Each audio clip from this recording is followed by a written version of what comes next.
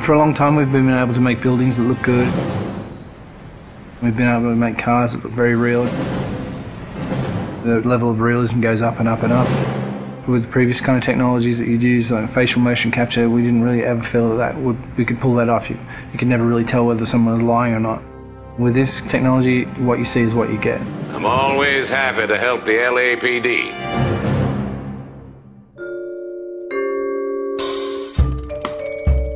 We started research on it about 5 years ago. Back then, only research groups were really doing it, this kind of 3D mesh generation from optical cameras. We thought that there might be some application for what we were doing, and this story is a detective story, so the believability of the actors' performances is key to gameplay.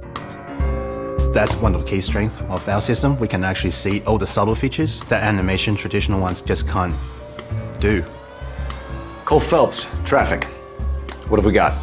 It's really acting a scene in two parts. The motion capture and then the motion scanning. The motion capture captures all the body movements and where people look, so it gives you all of the eye lines. Regulator valve. Good find. Then we move over to this studio where an actor would typically go into makeup in the morning and then they'd have their hair done in a 1940s hairstyle. Then they'd come into a room and sit in the seat behind me, and what the rig does is capture a volume around them. You've got cameras not only around, but also looking upward and downward as well. So any kind of movement is going to cut out some of the information. And they deliver their lines, and as they talk, they get processed and turned into 3D. And action. So the guys' names that I've been seeing doing the repairs on the heaters, they're fully licensed and accredited. We go from 2D videos to 3D meshes. I think you're lying, Rasik. I think some of your men aren't fully licensed. To compressed versions for the game.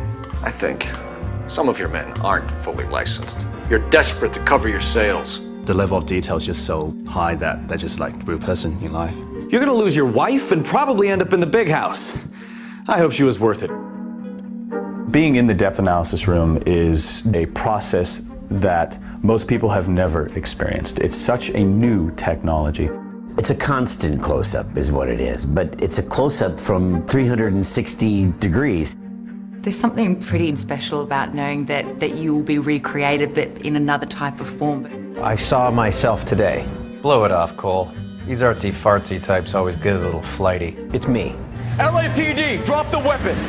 Hey, you think I'm some kind of nut job? What proof have you got? A big theme of this game is dishonesty and to detect when people are lying. You couldn't have done that in the past. Why are you lying to me, Varley?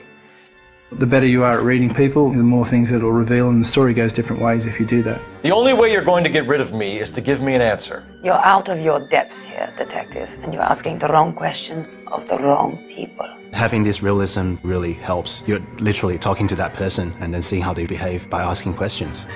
Why did you kill Mrs. Terrellson? I have no recollection of the people I have killed. So what if I took a look around that car? You can't be accusing me of nothing. You've got the wrong guy.